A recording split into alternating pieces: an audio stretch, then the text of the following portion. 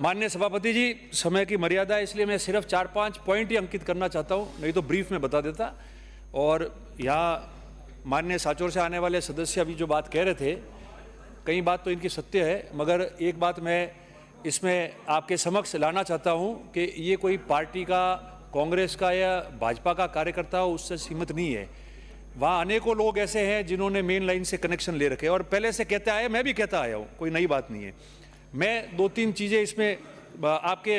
माध्यम से माननीय मंत्री जी के समक्ष और सदन के समक्ष लाना चाहता हूँ कि पहली बात तो है कि हमारे जालोर, सिरोही, सांचौर, इन जिलों में माही का पानी लाने के लिए काफ़ी समय से बात चल रही है। पिछले बजट के अंदर जो 2023-24 का बजट आया था, उस बजट के अंदर उसका डीपीआर बनाने की बजट घोषणा हुई थी और डीपीआर बनाने के बाद में उसको लूनी नदी के जो पानी है उससे जोड़ते हुए नर्मदा नहर की संयुक्त परियोजना का सर्वे करवाकर पश्चिम राजस्थान को नहर कैनाल परियोजना के माध्यम से जोड़ने की बात करनी थी। तो मैं समझता हूं, मेरा निवेदन है कि उस डीपीआर को आप जल्दी बनाएं ताकि अगला बजट आपका आवे तो उसमें हम क्या कर सकते हैं उस बात पर हम लोग वापस आएंगे। दूसरी बात, जो माननीय सदस्य भी यहाँ बता रहे थे, जल जीवन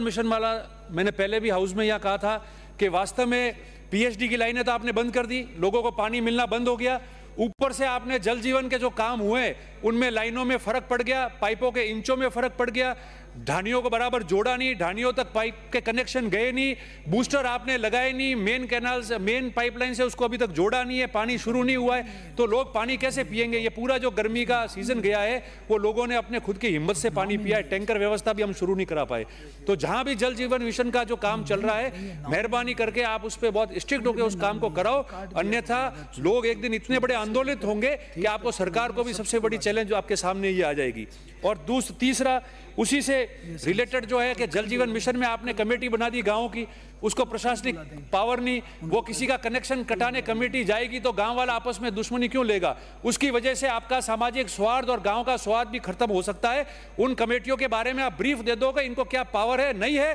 तो आप प्रशासनिक कमेटी गाँव में कर लो ताकि उन पावर का जो है वो लोग उपयोग कर सके। तीसरा मेरा एक निवेदन है कि ये हमारे यहाँ जो नहर आ रही है सिंचाई के लिए,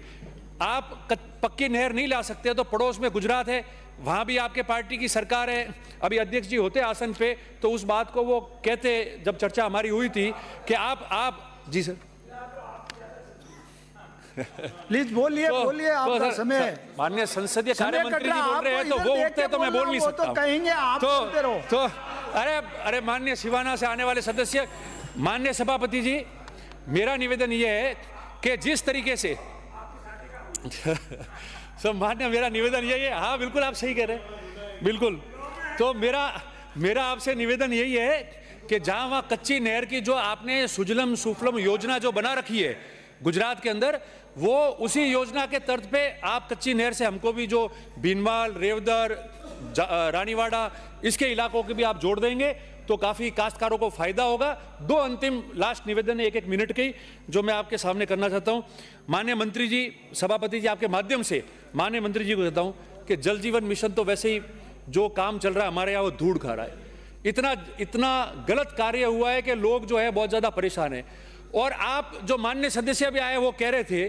तो जो कंपनियां काम कर रही है और उस काम को उस स्तर का नहीं कर पा रही तो आप उसको या तो ब्लैकलिस्ट करो या आगे काम मत दो। अब आप क्या कर रहे हैं? आप कर रहे हैं कि जो आपने 20 जून को फाइनेंस कमेटी की जो आपकी 884 मीटिंग थी फाइनेंस कमेटी की वाटर सप्लाई और सीवरेज पर, उसके अंदर आपने आपके एजेंडा 33, 34 और 35 में